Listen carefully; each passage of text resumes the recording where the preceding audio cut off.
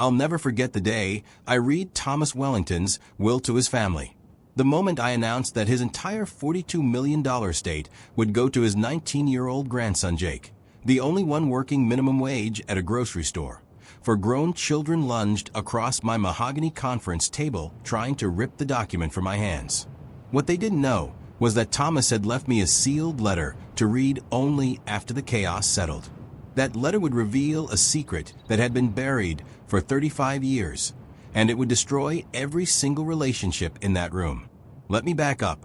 My name is Robert Chin, and I've been practicing estate law in Seattle for 23 years. I've seen families torn apart over money, but nothing prepared me for the Wellington case. Thomas Wellington was a self-made real estate mogul who built his empire from nothing. Started as a construction worker, bought his first property at 25, and by 60 he owned half the commercial buildings in downtown Seattle. The man was sharp calculating, and according to everyone who knew him, impossible to fool. Thomas had 4 children. Richard, the oldest at 58, ran a hedge fund and lived in a mansion in Medina. Susan, 55, married a plastic surgeon and spent her days at country clubs. Patricia, 52, divorced 3 times and lived off her father's money. And Michael, the youngest at 49, who claimed to be an entrepreneur but really just jumped from one failed business to another, always asking daddy for bailouts. Then there was Jake, sweet kid, 23 years old, working at Safeway bagging groceries for $12 an hour. His mom was Richard's daughter, who died in a car accident when Jake was 5. After that, Richard wanted nothing to do with the boy. Said raising him would interfere with his career. So Thomas took Jake in and raised him like his own son. I met Thomas 3 years before he died. He came to my office on a Tuesday morning in March, no appointment, just walked in and said he needed to redo his entire estate plan. The man was 79, looked healthy as a horse, but he knew something nobody else did. Stage 4 pancreatic cancer. Doctors gave him 6 months. He lasted 2 years through sheer willpower. Thomas sat in my office for 4 hours that first day.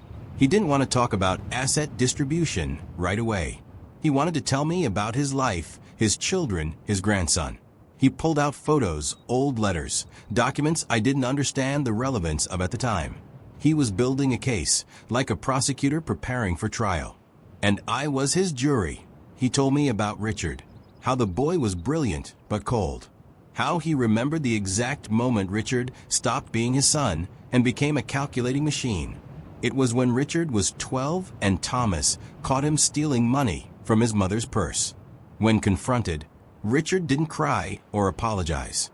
He looked his father in the eye and said, "You would have done the same thing."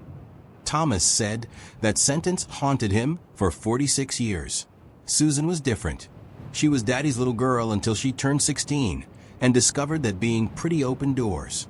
She married her first husband at 19 for his money, divorced him at 22 for a richer one.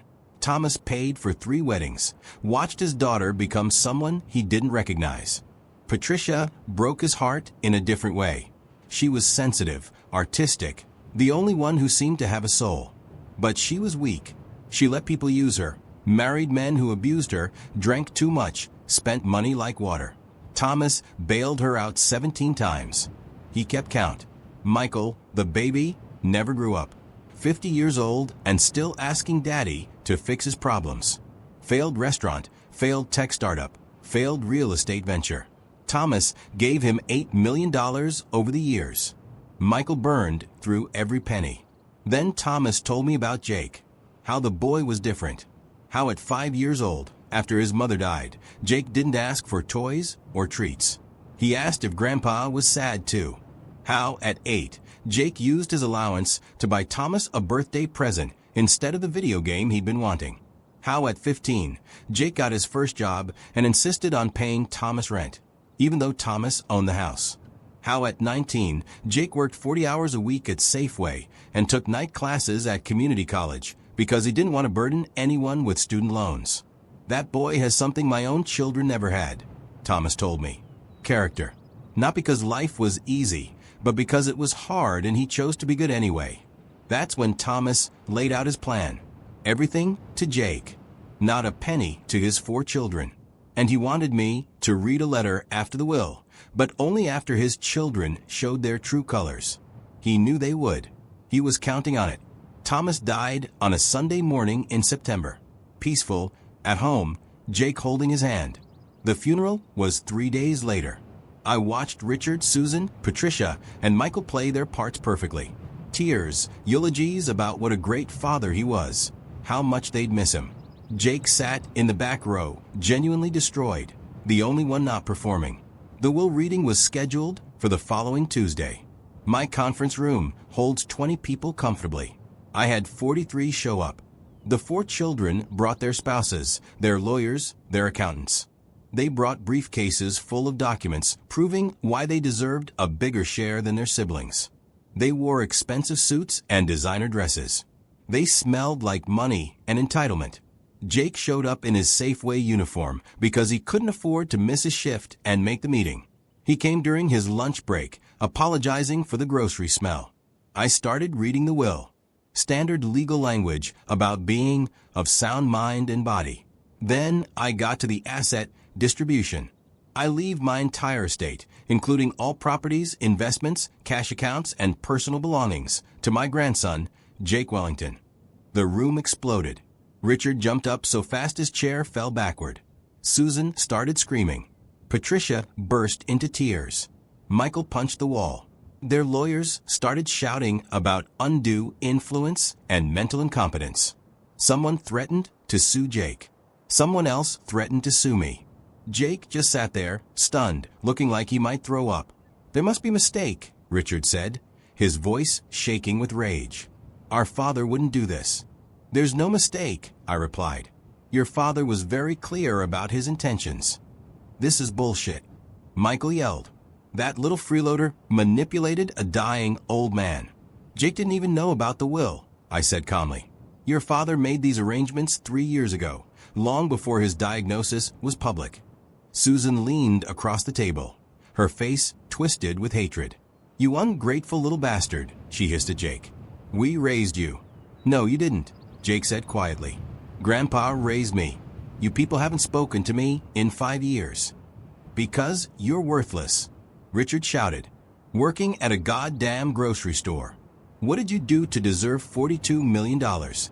That's when I pulled out the sealed letter. "Your father anticipated this reaction," I said. "He left instructions for me to read this letter only after you revealed who you really are." The room went silent. Even the lawyers stopped talking. I opened the envelope and began to read. "My dearest children, if Robert is reading this letter, it means you've reacted exactly as I knew you would. With rage, with greed, with cruelty toward the one person in this family who actually loved me without wanting something in return. I didn't leave you my money because you don't need it. You've each received millions from me over the years. Richard, I gave you $3 million to start your hedge fund. Susan, I paid for your weddings, your houses, your lifestyle. Patricia, I've bailed you out 17 times, totaling over $4 million. Michael, $8 million in failed businesses. Not to mention the trust funds you all received at 25. I paused. The 4 children had gone pale. But that's not why I left everything to Jake. I left it to him because 35 years ago I made a terrible mistake, and Jake is my only chance to make it right. You could hear hearts beating in that quiet room. In 1988, I was building my empire. I was ruthless, ambitious, and willing to do whatever it took to succeed. There was a man, James Morrison, who owned a small construction company. We were competing for the same contracts. James had a wife and a baby daughter. He was a good man, honest, hardworking. He was also in my way. I looked up. Richard's face had gone from red to white. I destroyed him. I spread lies about his business, sabotaged his projects, bribed city officials to deny his permits. Within 6 months, James Morrison lost everything. His business collapsed. His house was foreclosed. His marriage fell apart. He killed himself on Christmas Eve, 1989. His wife died of an overdose 3 months later. Their daughter went into foster care. Susan made a choking sound. That daughter's name was Jennifer Morrison. She spent 12 years in foster care, aging out of the system at 18 with nothing. She worked 3 jobs to put herself through community college. She became a nurse. She was kind, generous, and somehow, despite everything life threw at her, she chose to be good. My hands were shaking now. Jennifer Morrison married my son Richard when she was 24. Richard, you had no idea who she really was because she changed her last name when she was adopted briefly at 16. But I knew. I knew the moment I met her. She had her father's eyes. Richard stood up slowly, his face absolutely white. Jennifer gave me Jake, my grandson, my second chance. And when she died in that car accident 5 years after Jake was born, you abandoned him, Richard. You abandoned the child of the woman you claimed to love. You know why? Because I told you to. I told you that raising Jake would hold you back, that you needed to focus on your career. And you listened because you always listened when money was involved. I could hear someone crying. It was Patricia. I took Jake in. And for 18 years, I watched this boy grow into the man his grandfather, James Morrison, should have been. I watched him choose kindness over bitterness, work over entitlement, character over comfort. I watched him become everything you four are not. Richard sank back into his chair. So yes, Jake gets everything. Not because he's my favorite, but because he's my redemption. The money I made, some of it was built on James Morrison's grave. This is my way of giving it back. Jake, if you're hearing this, use this money to be the man your grandfather Morrison would be proud of. Help people, build things, create jobs, be better than I was. I looked up from the letter. Tears were streaming down my face. And to my 4 children, I leave you with this. You have your own money, your own lives, and each other. That should be enough. If it's not, then I failed as a father long before I wrote this will. I love you, but I don't like who you've become. Maybe losing this inheritance will teach you what 18 years of wealth never did. That money doesn't make you valuable. Character does. The silence in that room was deafening. Richard had his head in his hands. Susan was sobbing quietly. Patricia looked like she'd seen a ghost. Michael just stared at the table. Jake stood up slowly. He walked around the table to where Richard sat. Everyone tensed, expecting violence, expecting rage. Instead, Jake put his hand on Richard's shoulder. I'm sorry, Jake said softly. I'm sorry about what Grandpa did to your wife's family. I'm sorry you lost her. I'm sorry I reminded you of that pain. Richard looked up at his son for the first time in 14 years. Really looked at him. I'm going to make this right, Jake continued. I'm going to find out what happened to that money Grandpa took from the Morrisons and make restitution. And Dad, if you want to be part of that, if you want to help me honor Mom's memory the right way, I'd really like that. That's when Richard broke down completely. This powerful hedge fund manager, this cold calculating machine, just crumbled. He grabbed his son and held on like Jake was the only solid thing in a world that had just shifted on its axis. Over the next few weeks, the truth came out.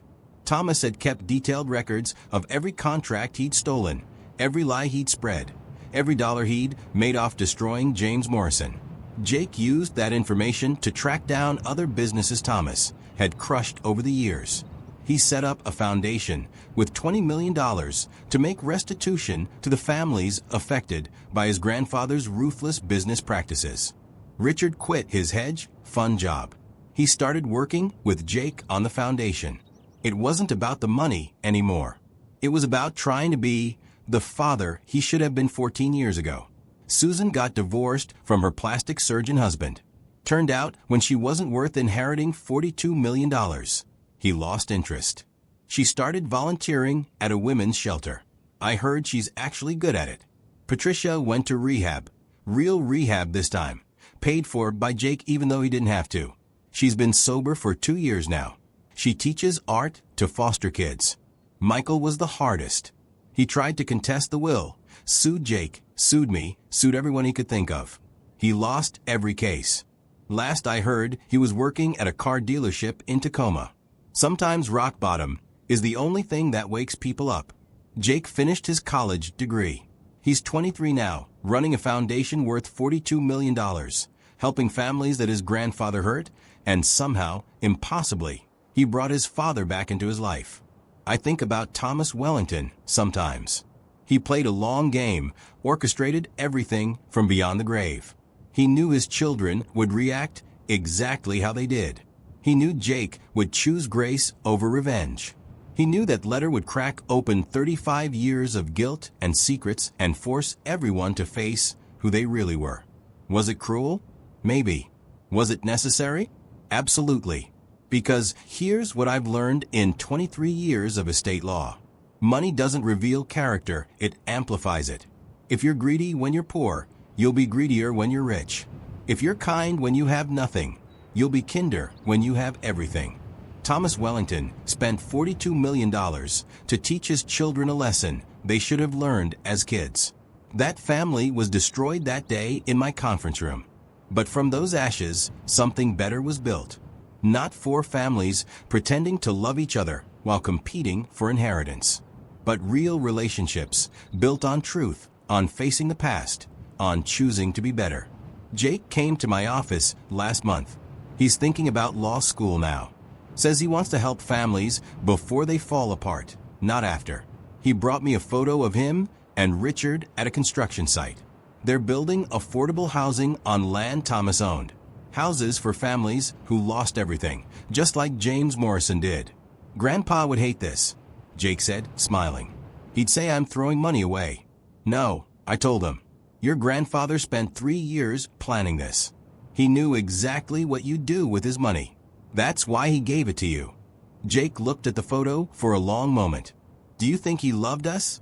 His children, I mean. Yes, I said. He loved them enough to give them the only thing they never had. Consequences. That's the Wellington case. For families destroyed by one will, rebuilt by one kid who chose character over cash. I've handled thousands of estates, but I'll never forget this one. Because Thomas Wellington proved something I'd always suspected, but never seen demonstrated so perfectly. The greatest inheritance you can leave isn't money. It's the example of how to be human. Thomas failed at that with his children. But somehow, impossibly, Jake learned anyway. Maybe from his mother, Jennifer, who survived hell and still chose kindness. Maybe from Thomas himself, who spent his last years trying to be better. Or maybe Jake was just born with something rare. The ability to see what needs to be fixed and the courage to fix it, even when it costs everything. 3 years later, I still have Thomas's letter in my safe. Sometimes I take it out and read it. Money doesn't make you valuable. Character does. $42 million to teach that lesson. Most expensive education in history. But watching Richard and Jake work together, watching Susan find purpose, watching Patricia stay sober, I think it might have been worth every penny.